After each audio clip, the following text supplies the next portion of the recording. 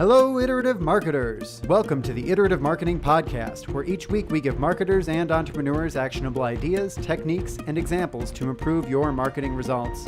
If you want notes and links to the resources discussed on the show, sign up to get them emailed to you each week at iterativemarketing.net. There you'll also find the Iterative Marketing blog and our community LinkedIn group where you can share ideas and ask questions of your fellow iterative marketers. Now let's dive into the show. Hello, everyone, and welcome to the Iterative Marketing Podcast. I'm your host, Steve Robinson, and with me, as always, is the smart and quick-witted Elizabeth Aaron. How are you doing today, Elizabeth? I'm good, Steve. How are you? I'm doing great. We're gearing up for Thanksgiving. We are doing that at our house as well. Have you planned out your Thanksgiving menu? Well, we aren't hosting. We are bringing, but we're responsible for a very important part. We're responsible for desserts, so...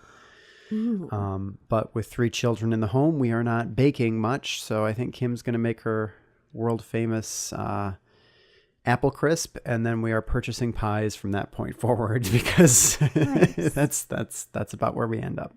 So it sounds like you subscribe to the philosophy that you need more than one dessert at Thanksgiving. Absolutely. If dessert should outweigh the rest of the meal, right? Yes, I think that we should. I'm excited this year because we have friends coming over.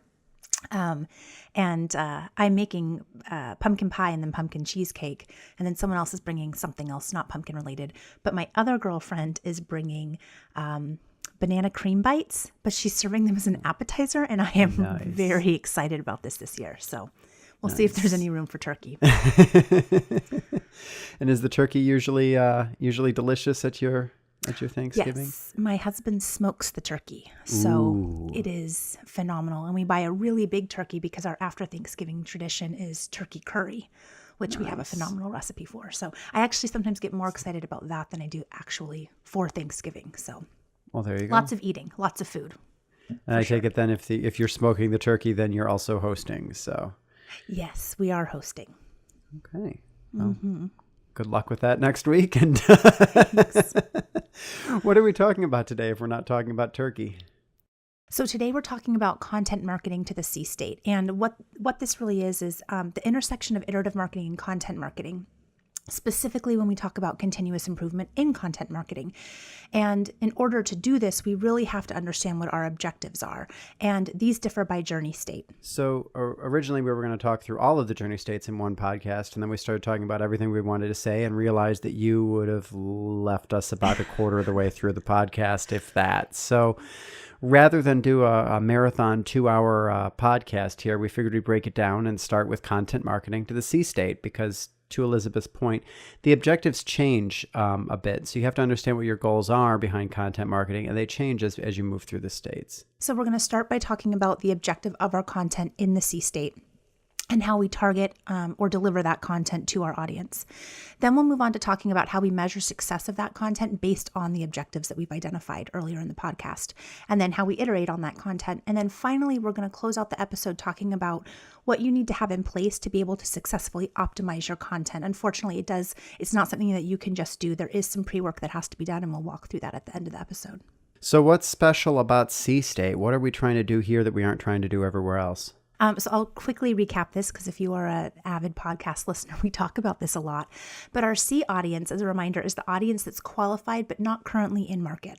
So they're people that are who we want to buy our product and who are in market to buy our product, or who are the right audience to buy our product. They just don't know that they want to buy our product yet. Absolutely. And for our C audience, our goal is a little bit different from the other audiences. Here, we're really trying to aggregate or pull together a known audience that we can continue to market to for life until they decide to finally be our customer, right? Mm-hmm. Yeah, we're really looking to bring these people together so we can start talking to them with the appropriate content, which we'll get into in a few minutes here, because it's unrealistic for us to take this audience who is not yet ready to buy and start throwing sales messages out at them. If we do that, we're going to turn them off and potentially lose them forever, and we don't want to do that.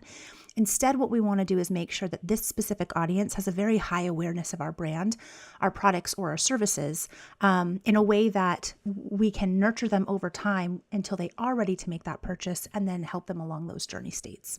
Yeah, we all do business with those that we know, like, and trust. And in the absence of a human, that becomes a brand that we know, like, and trust. And so our goal with content is to build up that relationship between our brand, or maybe people within our brand, and our audience, and to grow that audience over time. And the key to doing that is talking to the same people consistently, whether that's weekly or biweekly or monthly. It really depends on your product and your service and your brand, and you'll know what feels appropriate and what feels like too much. But the key is being consistent and talking to them with meaningful and relevant content. That means that our measurement's going to be completely different, because the majority of our marketing is really measured around conversions and measured around how do we connect this to our sales. And you can't do that at this point. Instead, we're really trying to measure an increase in engagement and repeat visits of the same people over and over and over again, to know that we're building and nurturing this audience. And the way that we do this is through the peso model. And we talked about this in our last episode 35, and we'll link to it in the show notes. If you missed it, it's a phenomenal episode. But really, it comes down to a model that was introduced by Jenny Dietrich. And it stands for paid, earned, owned, paid, earned, shared, and owned, as I put it in the right order there. And it talks about the different ways that we can go after finding and nurturing this audience. So when we take the topic of content marketing, and then we break that down, and we're going to talk about content marketing as it relates to the C state, the think state, the do state, and grow and give. Now we're going to break that down one more level. So now we're going to get really, really narrowly focused here. And now let's loop through the 4 different elements of the peso model as they relate to content marketing to the C state. I know we've now managed to put enough layers in this onion that it's pretty hard to unravel, but it'll make sense as we get into it. So we first start looking at content marketing in the context of paid, when we're trying to reach and nurture this audience of C state. What does that mean? What are we trying to do? Paid is when we're exchanging money in exchange for an audience. So we're going out and we're actually buying our audience at that point. This is key, particularly early in any content marketing effort, because you don't have an audience yet. So you got to go out and get them somewhere. And so your paid channel and your earned channel are going to be key to doing that. So to do that, we're going to buy basically advertising. Right now, it can be a variety of different forms of advertising, and certainly some of the newer native advertising formats and social media advertising are some of your best bets when it comes to content marketing. But there's lots of other ways that you can introduce paid to increase that audience, to build awareness for your brand and the great content that you're producing and bringing them in. The second way that we can increase that audience is through earned. And when we talk about earned, what we're talking about is when we're trading the value of our content for access to someone else's audience. This is basically coming back to traditional PR, right? Plus some more modern takes on PR, like influencer marketing and some other stuff. Yeah. It gets And the a third little one is complicated. shared. We'll get into So this that is the one that's probably hardest to get your head around, because it can mean different things to different people, and it can be a bit challenging to understand. But shared is really when we're not using influencers or media to spread the word about our content or our brand, but instead we're actually using our own audience to spread the word about our content and our brand. Mm-hmm. And finally, owned. And that's when we're building our own audience and serving it with valuable content. And again, you may have some of your C state is already in owned, but more likely you're going to be relying on the first 3 avenues here to really build up that audience. I want to take one step back real quick before we jump into paid. And, you said that we were making it more complicated by introducing this, new level. I think I disagree with that, because what I love about this episode, and I hope our listeners feel the same way, and if you don't, let us know. We love feedback. But what I love about this is it makes this very actionable. It tells us, based on where you are in your marketing strategy, what you've set up, here are some actionable steps that you can take to help to grow your C audience today. So I'm excited to get into this conversation. Yeah, and I think it makes it comprehensive, so that we're actually making sure that we're touching all 4 corners of marketing, and we're not leaving one kind of hanging out there. Definitely. So why don't we start by diving a little bit deeper into paid? Sure. So as I said earlier, paid is really, when you're using advertising to grow your audience, and you need to do this early. Otherwise, you're not going to have an audience to nurture. And if nobody knows about you, nobody's talking about you either. So really nothing else works unless you introduce some paid early in the model. Most common forms of this are native Facebook, Twitter, a lot of your social, because content sits neatly inside of those buckets. When we do this, what are we looking for from a measurement standpoint? How do we know that we're being successful in our paid efforts? Yeah, so we're looking at some unique things here when we talk about the C state, specifically which channels are driving the most subscriptions, which content is driving the most subscriptions, and which channels are driving the most repeat traffic to our site. And when we take a look at the answers to those three questions, we can really sit down and optimize our programs in a way that we're able to maximize our marketing spend to bring the most new and qualified visitors to our website or to our brand. And I want to come back to that third point that you mentioned about repeat visitors. This is really key when you're building a new content property or building an audience, because if you don't have repeat traffic, it can mean two things. One, it can mean that your advertising is not hitting the same person twice, which is bad, because you need that repeated exposure to get them to trust you enough to subscribe or become part of your audience, right? Or it can mean that you're not hitting the right audience, and they come in, they see the content doesn't interest them enough to come back. So that means that you're hitting the wrong audience. So in general, you really want to pay a lot of attention to this repeat traffic metrics to see if you're getting the same people back to the site over and over again, to know that you're building a true core audience over time with your paid channel. Otherwise, you're just kind of either firing at random people in a crowd, or you're bringing in people that have no interest in sticking around. So once we figured out the channels that are driving the most subscriptions, the content that these new subscribers are engaging with, and that they're coming back and visiting us more than once, what do we need to have in place to really make sure that we're maximizing this new audience? Well, there's a couple of best practices that I think are important on the front end before you start getting into iterating. And those really come into making sure that you have a clean, clear path to newsletter subscription. Now, if you're some brands, this could be like an SMS type subscription, but the point is that they're giving you permission to reach out to them on an intimate channel like SMS, chat, or email. And most of the time that's email, because that's where most of our audience is today, but that may change if somebody's watching this 2 years from now. But it's getting that permission so that we can hit them in their inbox where they're going to engage with our content on an ongoing basis. If you don't provide that easy path to subscription and have the ability to track it, then you're really not coming out of the gates. I want to touch on something that you mentioned earlier, in that making sure that your audience is seeing your message more than once, because they need to if we're going to start building awareness for a brand. If they've never heard of you before, and one ad appears in their, or one piece of content appears in their news feed, or one ad appears in the sidebar as they're scrolling through their favorite online publication, we're not necessarily going to catch their attention. And so I think it's very important to pick those paid media channels and structure your buys in a way that allow you to continuously market to that same qualified audience. Repetition is key here. This is where we're looking for our frequency of our messaging. We all have way too much stuff in our inboxes right now, and we're a little bit more hesitant to sign up for something else these days unless we're darn sure the value is there, right?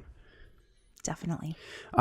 The other thing is that you probably, along with those lines, you can take advantage of some of the retargeting capabilities that are out there to further nurture and grow your audience that has come to that site once. Make sure that you invite them back again, particularly if they haven't subscribed to your newsletter. It seems unconventional necessarily to throw retargeting at content instead of throwing retargeting at a product, but it actually works really well when you're trying to nurture those subscriptions, because people forget that you exist. They don't maybe they don't even remember the name of the blog that they were reading because that just popped up in their Facebook feed. And you need to bring them back before you're going to earn their trust and awareness to get to the point that they subscribe. Well, I love retargeting because, we're all so busy. And so sometimes, we are sitting at our computer and we have the time to read something, but maybe we're picking our kids up from school and we have, 30 seconds before they come out the door and we see something that catches our eye, but we don't have time to engage with it. So retargeting gives the chance to get that content back in front of that person again, in the hopes that maybe it just wasn't the right time the first time they saw what you had to offer. So how do we iterate on our paid channels? How do we ensure that we're always improving? So we followed some best practices. We know what we're measuring, but we want to get better at this, right? Yeah, definitely. So one way we can do that is we start to pit different media channels and targeting methods against each other in an effort to figure out sort of what makes the most sense. And what we can do here is use net new subscriptions as our KPI to determine which of those channels is performing best for us. And you can refer back with a past episode where we really do a deep dive into paid media and iterating on paid media. Basically, all of that stuff holds true here. The key is that we're looking at net new subscribers and as our primary KPI for success. So that's how you determine whether or not a channel or a creative or something else is hitting correctly, as if it results in more subscribers. Mm-hmm. Another area you can do some testing is with headlines. So this gets into the quality of your content. Is that content engaging for the audience that you're trying to bring in? And so we strongly recommend testing headlines. There are some great tools to do this on site, things like Optimizely. You can also test as well on the edges. So as you're pushing this stuff out into people's feeds, run 2 different Facebook ads with 2 different headlights on it and see which one attracts more right fit traffic. And you can run that test early, even before you publish a piece of higher profile content, to see on a very limited audience, to see which one is the right headline, and then expand that out once you know. I love headline testing. It's very eye-opening because we all have those sort of favorite headlines, and whether it's a favorite headline because we came up with it and it's kind of catchy and it just has a special place in our heart, or we think the audience is going to like it. It's amazing to me where I will look at 2 headlines and think for sure they're going to pick A, and then they pick B, and I'm totally shocked. We also have some internal processes in place where before we even get to headline testing, we do some background research on that, where we're looking at keywords. We're looking at other trending topics. I personally love the CoSchedule has a headline analyzer tool, and we use that sometimes in an effort to help sort of narrow it down to our top few headlines that we want to put out to market and test with our audiences. And tools like BuzzSumo, I know Ahrefs has a new content tool as well, help you figure out what's igniting out there for other people. The key is, those are other people, and you have your audience, you have your personas that you're trying to cater to, and you're going to want to do your own testing for sure, so that you can enrich your knowledge of those personas, as well as put yourself a little bit further ahead. Fantastic point. So I think we're at a great point now to take a quick break. We've talked about one of our 4 channels before we take this break. That was paid. When we get back, we'll run through earned, shared, and owned as they relate to content marketing to the C state. And without further ado, let's go help some people. Before we continue, I'd like to take a quick moment to ask you iterative marketers a small but meaningful favor and ask that you give a few dollars to a charity that's important to one of our own. This week, we would like to ask our very generous listeners to make a donation to Feeding America or your local food bank. According to Feeding America, 44.2 million Americans live in a food-insecure household. This includes more than 13 million children. Help feed a family this holiday season by making a donation to your local food bank. To learn how you can help or to find a local food bank near you, please visit feedingamerica.org or visit the link in the show notes. If you would like to submit your cause for consideration for our next podcast, please visit iterative.marketing.net/podcast and click the Share a Cause button. We love sharing causes that are important to you. And we're back. So before we left, we talked about kind of high level what content marketing to see means, some of the metrics that we're looking for, high level. Talked about the paid, earned, shared, owned model, PESO model, that we're really kind of using as a framework for this episode. And we touched on paid. Next up in paid, earned, shared, and owned is earned. Do you want to refresh our audience's memory on what earned media is? Sure. So when we talk about earned, again, we're talking about where we're trading the value of our content in exchange for access to someone else's audience. And so we often do this through traditional PR efforts and also more recently through influencer marketing. And in both cases, we're looking to measure the quantity and the quality of the audience that we're able to acquire. And the key here is that it's not just anybody's audience that we're trying to capture. These are authorities or influencers that have either large audiences or audiences that they have a lot of sway with, and usually they don't personally know these people all that much. So what is it that we're looking for?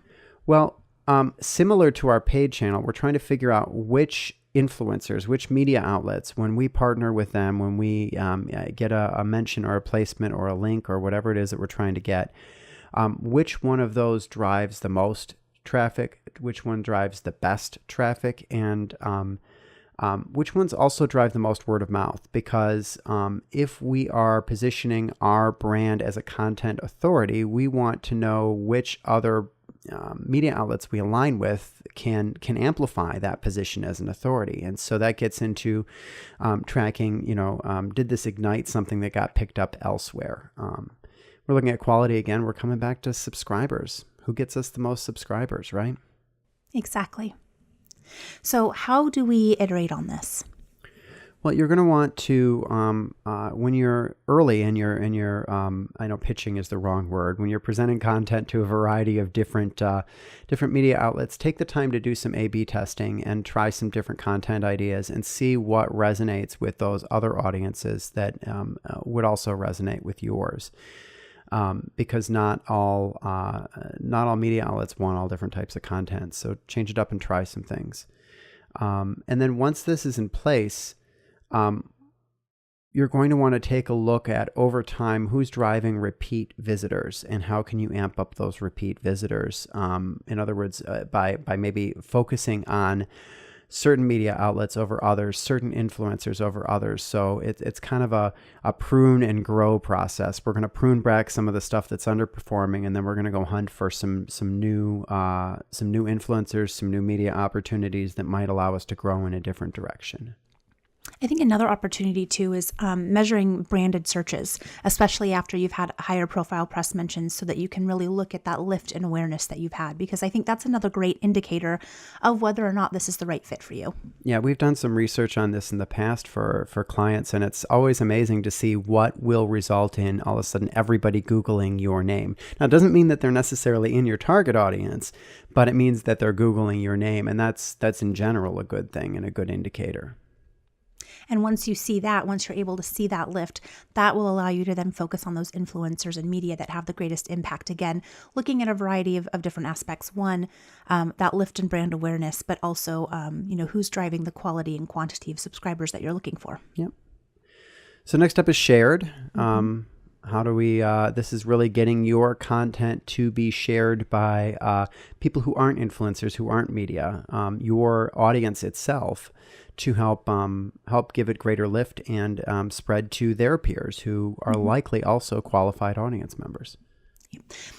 We do this through our own social media presence and by providing sharing mechanisms on the content ourselves. So like, for example, when I'm in LinkedIn, I have the ability to then tweet that out to my network as well. And so there's some opportunities there. Within, I know the Brilliant Metrics and the Iterative Marketing blogs, we have the ability to share content out to other sites. And so those are all different ways that you can help to share that content.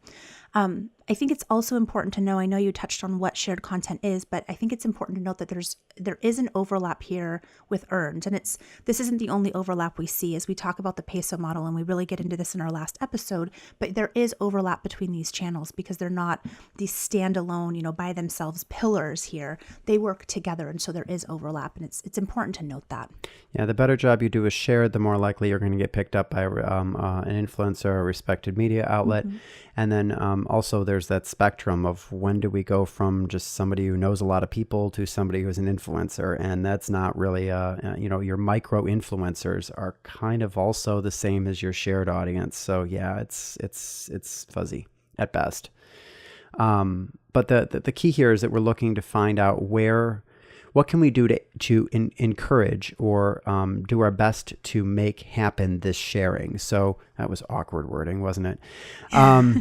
But that means it means two things. It means putting content out that is shareable, that is something that people do want to share with their peers because it's either entertaining or it adds value or they think it's going to make them look good. And it also means, what do we need to do to make sure that we ignite that sharing of content or at least reduce the friction associated with it? How do we put our best foot forward to try and do these things? Great question. And, you mentioned this earlier, but BuzzSumo is a phenomenal resource, and there's others out there like it. But to help you really find out what content is getting shared, and then focusing on content published by others who share your same audience, and using that to help determine what kind of content you want to create that potentially could be shareable with your audience in the future. You want to make sure that you've got, your sharing button set up. So share buttons, prominent, frequent, easy to use, because that's invaluable free exposure for your brand and your content. And then finally, I think it's very important to really understand the channels and the social platforms that you're on. So pick a couple of key social platforms and really understand their algorithm and their best practices and how they decide how content gets shared.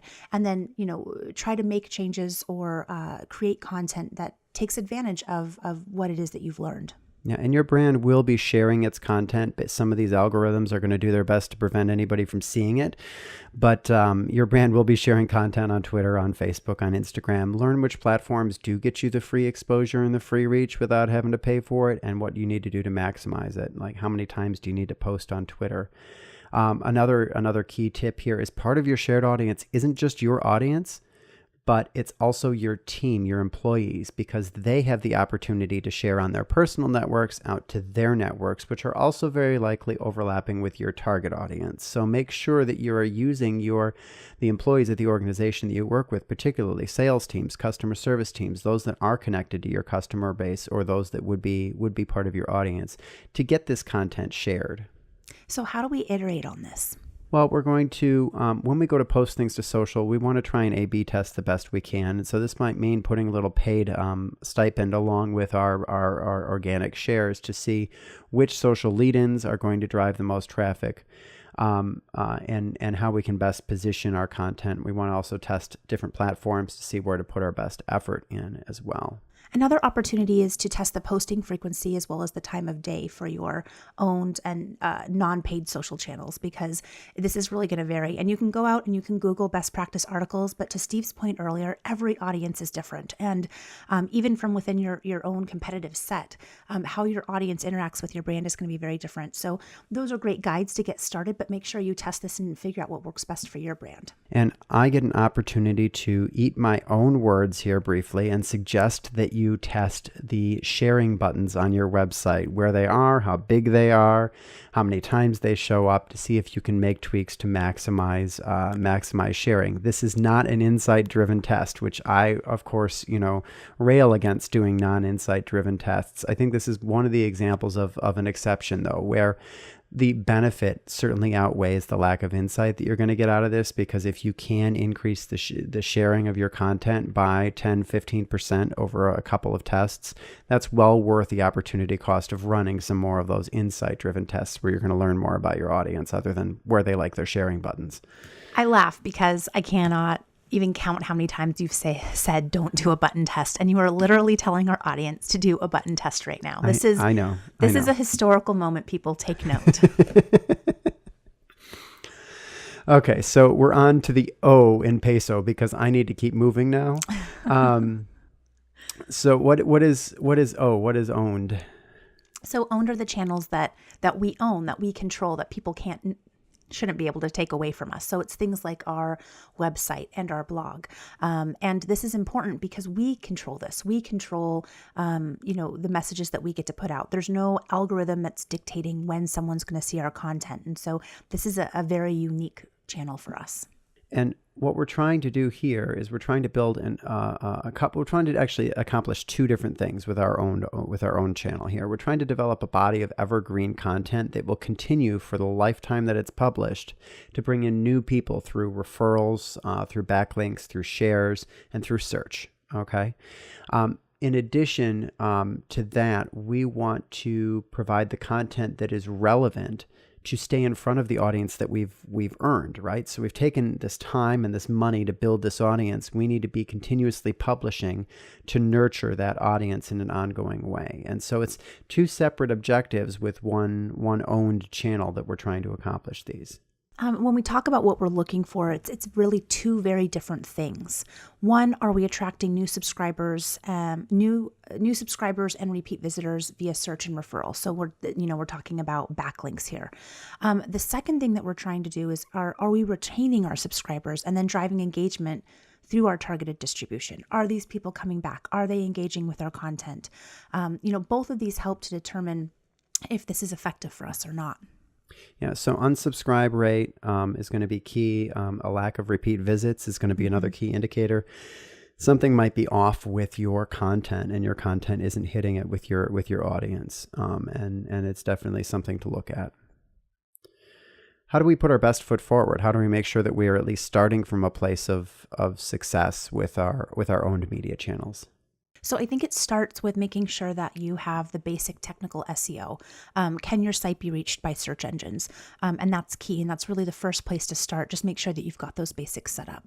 And when you publish a piece of content, you're going to want to put some effort in place to build some backlinks for every single post that you publish, because it's not a matter of if you build it, they will come. You need to be making the search engines aware that that you're publishing content, that it's quality content. And the biggest signal to search engines is still backlinks. I know it sounds like I'm in 1999, but it's still true. And it doesn't necessarily have to be, yes, if you can get a link from, New York Times. Yeah, or something? the New York Times would be phenomenal, but maybe not realistic. I know we personally love to use LinkedIn, Twitter, Facebook. I'm active on inbound.org. Great place to share content and introduce new subscribers to, again, our owned channels. And you're going to want to, along the same line of this SEO piece and trying to create that evergreen content that's going to drive people in, is you want to pay special attention to the title and the meta descriptions.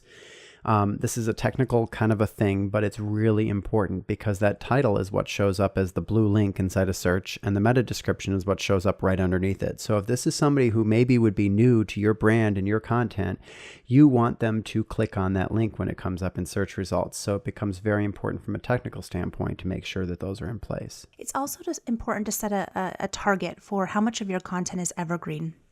Obviously we want evergreen content. It's fantastic. It's something that we can use in the future, but there's going to be other things that maybe don't have as long of a shelf life, but are very good at attracting a new audience. And so you want to make sure you've got the right balance. Again, this is going to vary by business. It's going to vary based on what your goals are. And so definitely something to consider as you're putting together your plan. Absolutely. I mean, there are some brands that do a great job of newsjacking and being able to pull on whatever the current topic is, get some content out there that's being shared, highly shareable content, and then maybe get a few search queries on it while, get it to rank while that topic's still hot and drive traffic for that stuff. But then there's not a long-term value to that content. It kind of fizzles and fades. And likewise, you have some brands that have done a great job of building up a huge library of how-to content and rich, deep content that is referenceable by a large large segment of their target audience in the course of their jobs. So you want to do a mixture of both and keep both in mind. And finally, sort of the last 2 points. One, you want to make sure that you're setting a regular cadence for publishing and you have sort of a standard in place in terms of promotion, so that you, again, are getting that continuous message out to this new audience. And finally, you want to make sure that you're leveraging both email and first-party data to establish your audience. One, we are trying to build a new audience, but once they've subscribed to us, don't forget to continue to talk to them. And so that's where we really look to leverage both email and first-party data. Or SMS or chat bots or whatever is current 2 years ago, 2 years from now while you're watching this. But definitely email.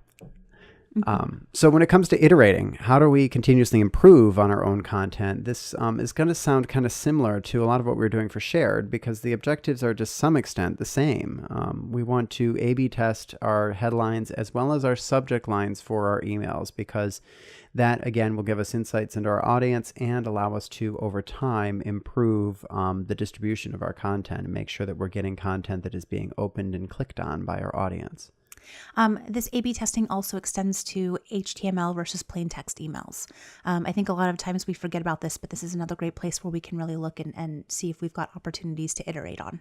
Yeah, and along with those plain text, is this coming from a person? Is this coming from the brand? Is this coming from so-and-so at the brand? We've seen great uplifts if we can figure out exactly how people want to hear from you, if they want to hear from an individual or if they want to hear from your company name.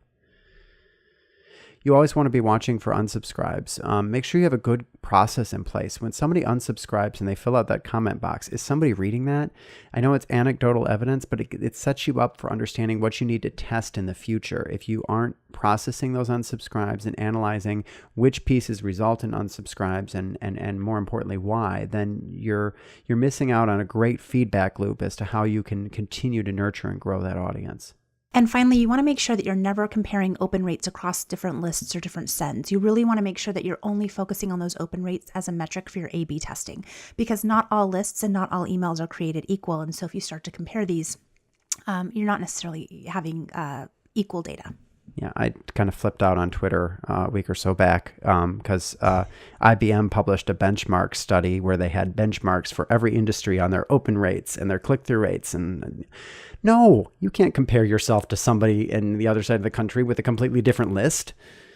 No, you want to make sure that you're comparing apples to apples. And the only true way to do that, because time is also a factor, is your A/B testing. So A/B testing is the way to get better, not comparing this week's from last week's or that list to this list or some industry benchmark to what you're doing. Sorry. You have not caught on yet. Benchmarks is another one of Steve's pet peeves. Maybe we'll have a episode in the future to talk about that. Okay, so I've talked a lot about this stuff. Before we sum up, I do want to hit on some of the things that you need to have in place in order to really set yourself up for success when you're trying to implement content marketing to your C state and trying to, more importantly, get better at it. The first component is making sure that you understand the journey that you're trying to introduce content into. Because if you are simply throwing content out there without understanding, what your C audience wants to read or wants to consume or wants to watch, then you're going to miss the mark more often than you hit it. And it's not cheap to develop content. It takes time, it takes money, it takes resources. And if you don't have a sort of at least somewhere to start from, then you could go anywhere, and that can be dangerous. Yeah, and you're going to want to make sure you've got the right metrics in place. We've talked about a lot of metrics up until now. I know the golden one we've been throwing out there is net new subscribers, and certainly your subscription rate is one of the key metrics. But you've got other metrics that we've referred to that can also be very important to understand whether you're getting the right audience to your site. Because if you've got people coming to your site, but they're the wrong people, it doesn't do you any good, even if they do subscribe. So you're going to look at, what is your percentage of new audience versus returning visitors?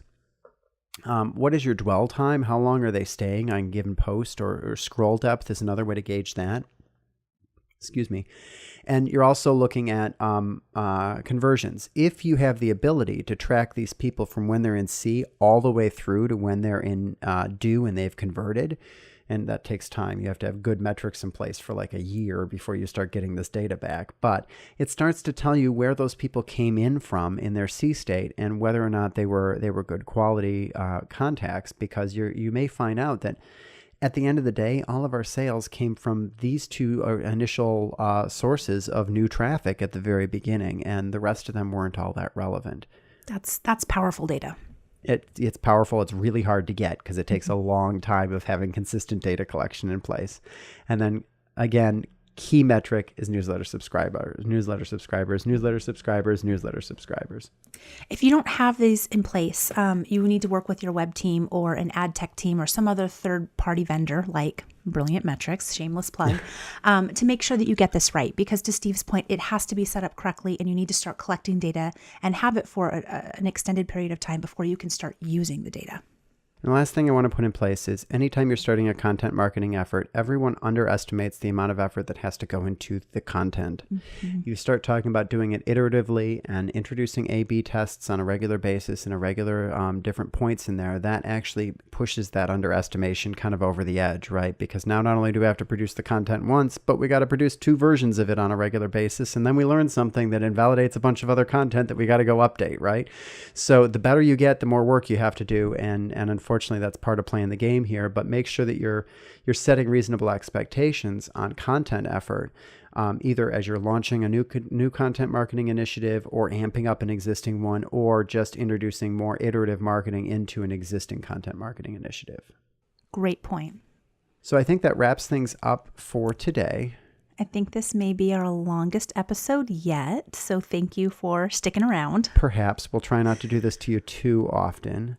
But we will be publishing a lot of stuff in the show notes. If you want to go back, we're not going to try and summarize. It was way too much content.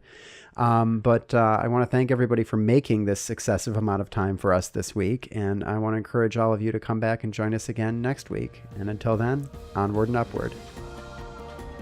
If you haven't already, be sure to subscribe to the podcast on YouTube or your favorite podcast directory. If you want notes and links to resources discussed on the show, sign up to get them emailed to you each week at iterative marketing.net. There, you'll also find the Iterative Marketing blog and our community LinkedIn group where you can share ideas and ask questions of your fellow iterative marketers. You can also follow us on Twitter. Our username is @ITER8IVE, or email us at podcast@iterativemarketing.net. The Iterative Marketing Podcast is a production of Brilliant Metrics, a consultancy helping brands and agencies rid the world of marketing waste. Our producer is Heather Ullman with transcription assistance from Emily Bechtel. Our music is by C-Stock Audio Music Production and Sound Design. You can check them out at seastockaudio.com. We'll see you next week. Until then, onward and upward.